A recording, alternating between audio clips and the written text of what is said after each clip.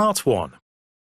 You will hear a new student, Stefan, talking to an assistant, Anna, at the student union about his membership. You now have 30 seconds to read questions 1 to 6.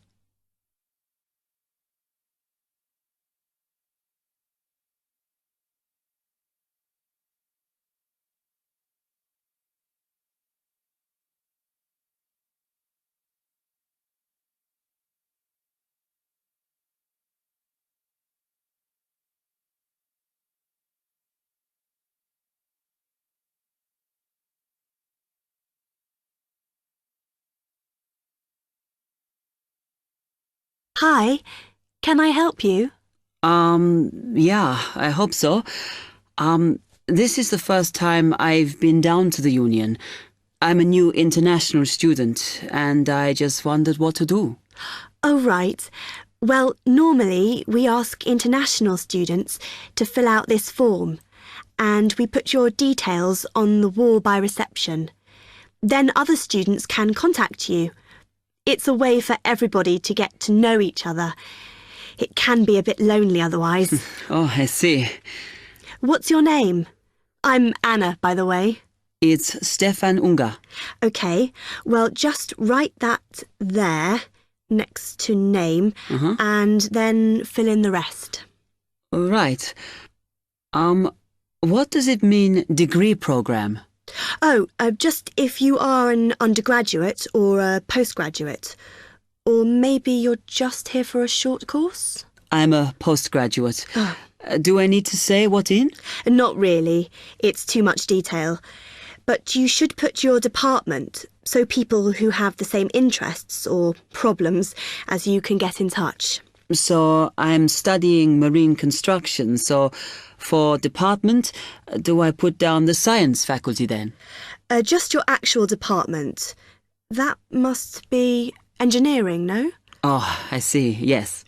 Then if you list what you like doing in your free time, not that we ever get any when we're studying, and maybe you can meet up with someone socially, or to join a club or something. Well, I like lots of things. Shall I just list them? My advice is to just put 1 or 2, like football and films or whatever. Otherwise, you'll get so many invitations, you won't get any time to work. Okay. I think I'll just list computer games, as that's my big interest. Oh. I haven't played football for ages. I may start to play once I get settled. Now, let's see. Next thing is languages. Yes, we find many of the international students get a bit tired of speaking English all the time. Sometimes they like to speak to someone in their own language. It's up to you. That is a good idea. I presume I don't need to put English down. Oh, no. I put Italian and French. I can only speak German, my mother tongue. OK, well, that's fine. Just put that. What does accommodation mean? Is that my address? We're trying to find similarities between people, and some people live in hall, some are in flats, some are in bedsits. So it helps if you say.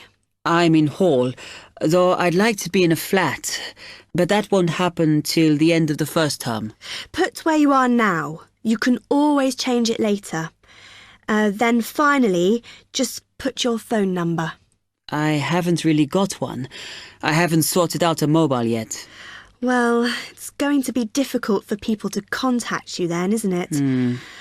Why don't you put the union one and we'll take messages for you? Okay. It's 02950 659 003. Have you got that? Yes. OK then. You now have 30 seconds to read questions 7 to 10.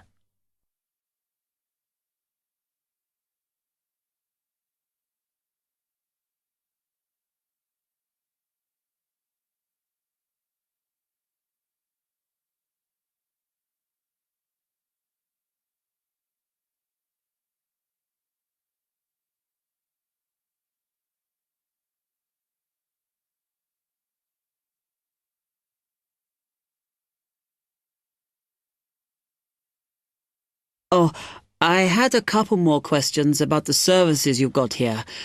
It says there's a photocopier here. Yes, you need to get a card from the shop, and then it's available to all students in the mornings. The union uses it after 1 p.m. Okay. I see also the union organizes loads of events.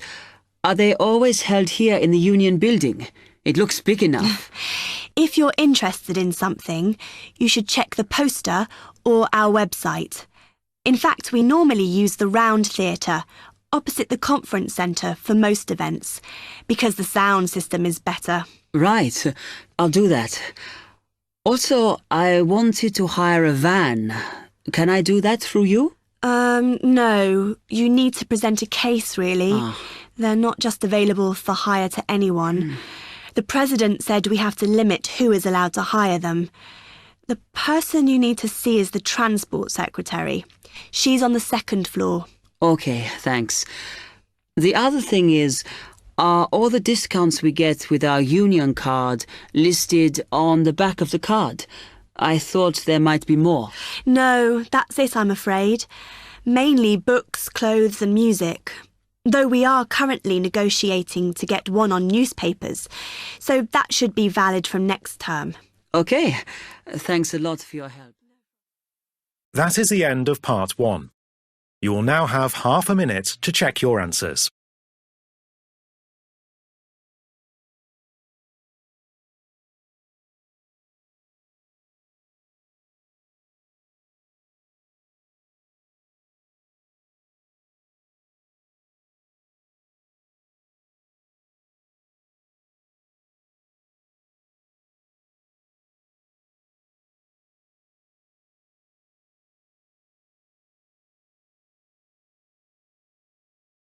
Part 2.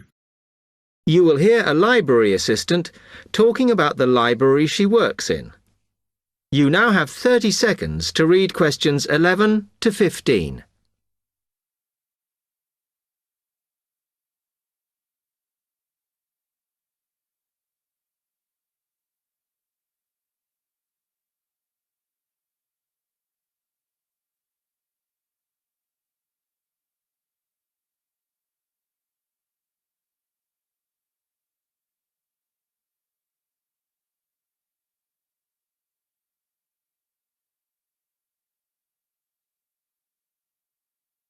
Hi, can I help you? Yes. I wanted to join the library. Okay. First of all, let me show you round the library and explain a few things for you. Okay, now we're here at the main entrance. You can see the reception, which is where you bring back and take out books. And also, we can order books and answer your questions there. Next to the reception, where you can see those old desks, is where we keep the magazines, because you can sit down and read there. They're divided into sections for sciences, geography, arts, etc. Then, at the back of the library, you can see the section for old books. Next to that is where the books proper start. That used to be the science section, but now on those shelves you'll find the art section. We had a big reorganisation in the summer, which I think has made it clearer. The numbering is standard, so you should be able to find what you want quite easily. However, if you can't find something, it probably means it's been borrowed.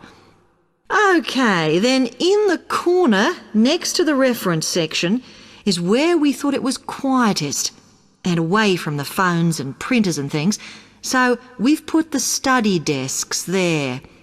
They all have computer access if you need it for your laptop. We do ask that you don't just read magazines there, though.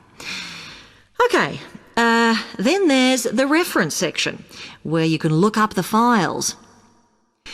Then, as we come back to the main entrance, is the next section, where we used to have the languages.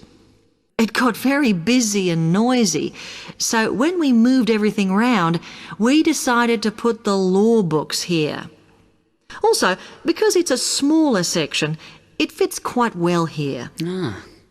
OK then, we're back at the main entrance. Over there, by reception, there's a door that goes to the extension. And we have further sections, such as languages and study desks through there. So you could have a look round when we've finished. Then, just between reception and the door here, is where we decided to put the computers. But the computer magazines are in the magazine section, as we found too many went missing here. OK, is that everything? You now have 30 seconds to read questions 16 to 20.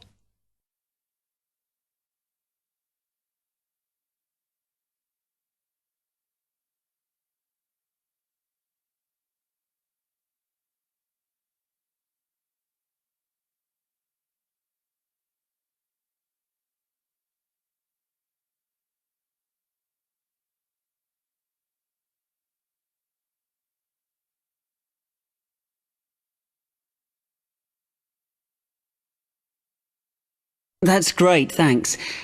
Can you just tell me a bit about borrowing and the rules and whatever? Of course. Over the last 2 months, we've been introducing a new system for this, and you can now take books out for 6 weeks. That's generally enough for most people. We usually get books back within 30 days. Of course, you may decide to renew the period. You used to have to come in to get the book stamped because we don't like doing it over the phone as there's no record of it. But now you can do all that via email.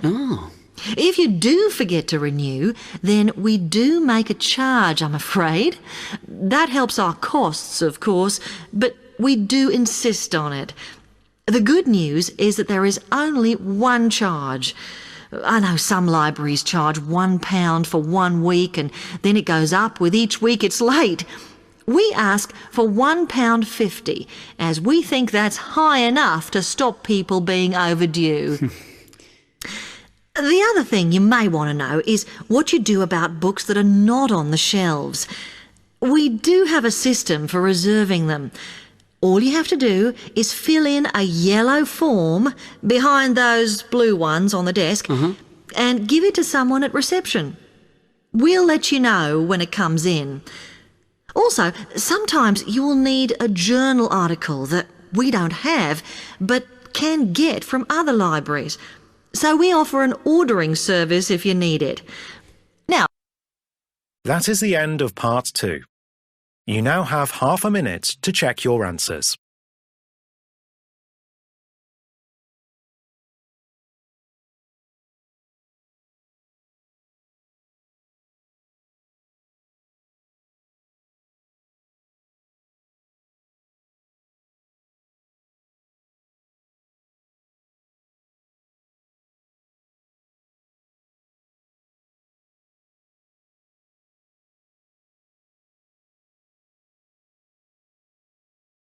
Part 3. You will hear 2 students, Ramil and Kirsten, discussing presenting a paper at an architecture conference. You now have 30 seconds to read questions 21 to 28.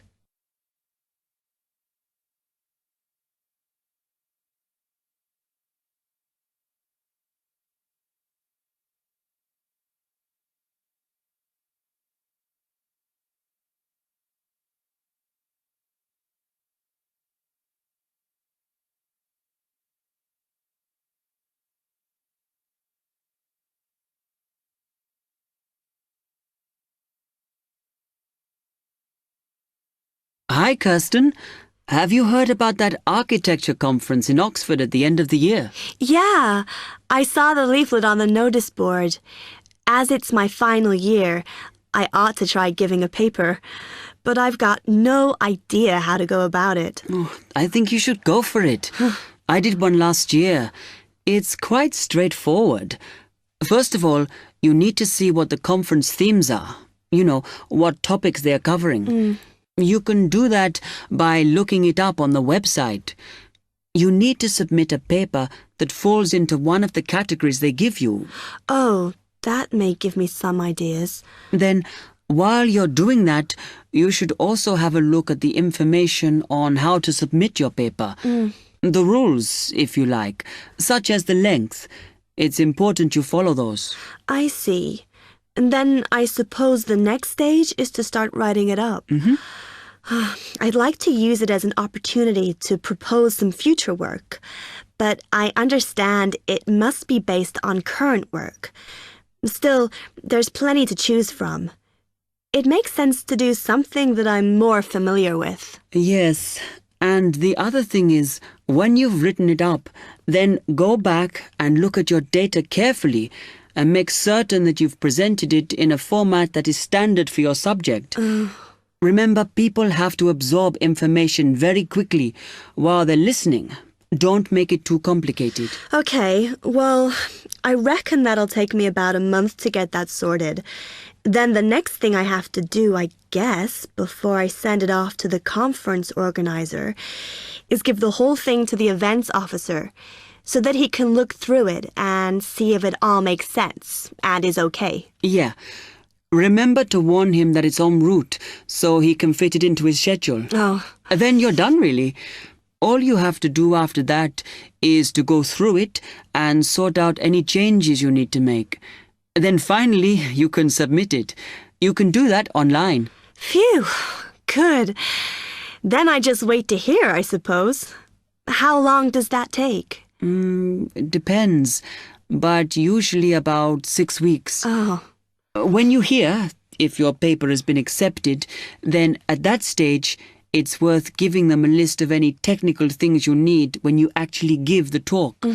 A screen or video players or that sort of thing. Okay, but that's a long way off. And I know that if my paper is accepted, then at that stage, I have to give them a short text about myself and my academic background so that they can put it in the brochure. Famous at last. Yeah. You now have 15 seconds to read questions 29 to 30.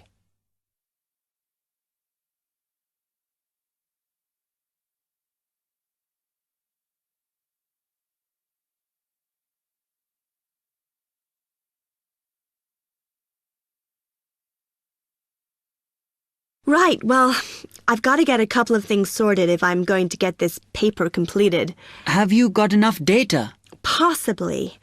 I'd like to reinforce some of it, though, so I thought I'd send out some more questionnaires. I was looking at that thesis that Angela wrote last year, and she said you need a sample of over 100 to be sure of your results. I think some of this year's postgraduates are doing some of the same stuff as you on buildings. Why don't you talk to them? I'll end up getting confused. It would be more useful for me to actually go out to that site by the rail bridge to see how they're building the new factory. Oh. I managed to get hold of Professor Barnett at London University, and he said I should go out and take pictures. I'm pretty busy, but I'll have to make time. Anyway, what about you? What are your plans? That is the end of part 3. You now have half a minute to check your answers.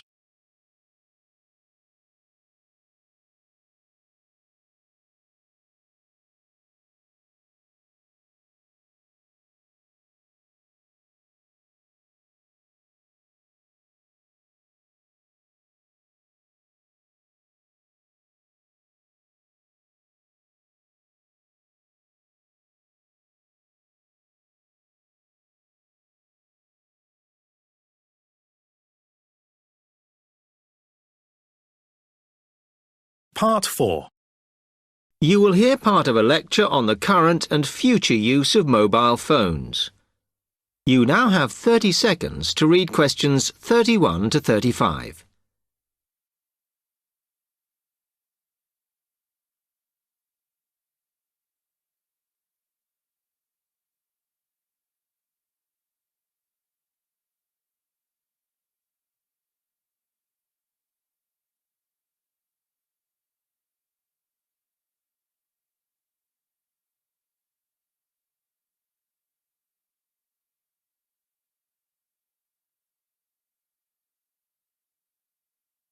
Okay, now today we're looking at changes in communication, and specifically changes that have just happened or are likely to happen in the next few years.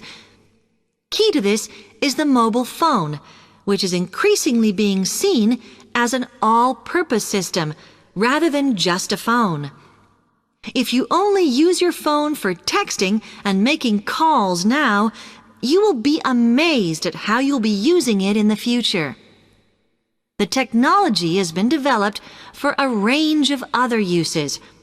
For example, phones could be used so that if you are meeting someone and they get lost, you could send them a map of your location to help them. This will save all those complicated explanations over the phone and our poor friends or colleagues trying to drive and find out where they are at the same time. And if you get bored waiting, or if you're traveling, for example, you will soon be able to see TV news on your phone as it is actually being broadcast. This means that you won't have to miss any of your favorites if you were away for a few days. Most people have got used to texting now, and young people send pictures to each other. But what is exciting is the possibility of putting music with them before you send them. And it's not all frivolous. Phones are going to become even more critical in business and education.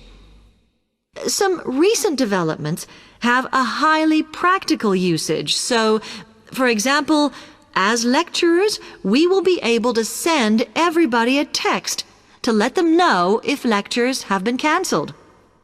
And the new phones could have a further use in education, as well as business, as they will enable us to go to any destination, such as when we are doing a field trip, for instance, and from there to send data directly to a computer so that we can access it when we get home.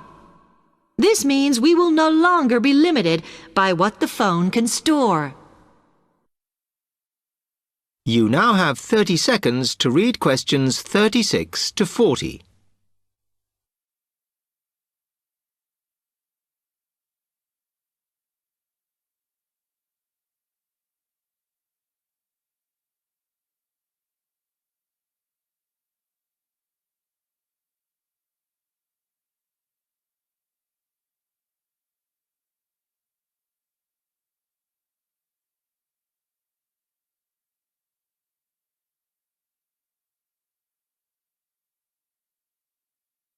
And it's interesting to look at the different ways that men and women use phones now, as that does affect how the technology will develop.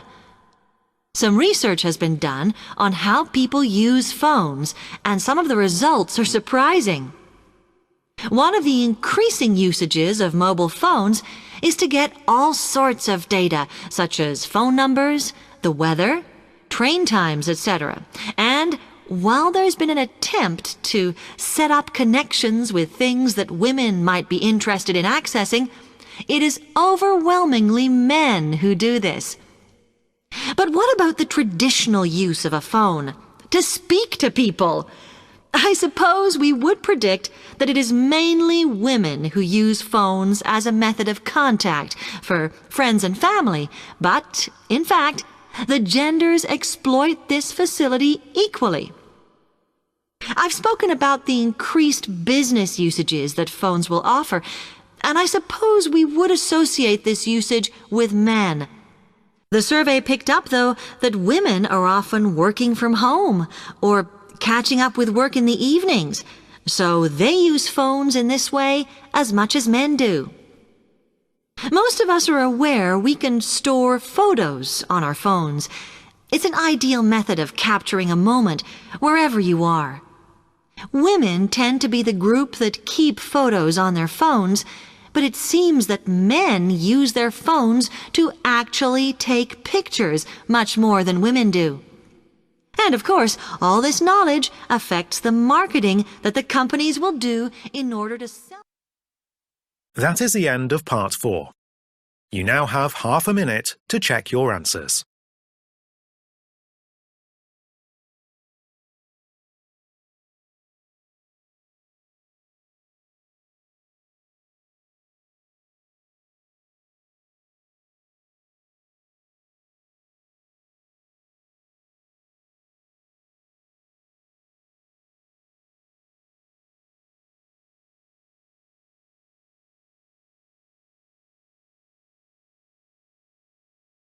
That is the end of the listening test. You now have 10 minutes to transfer your answers to the listening answer sheet.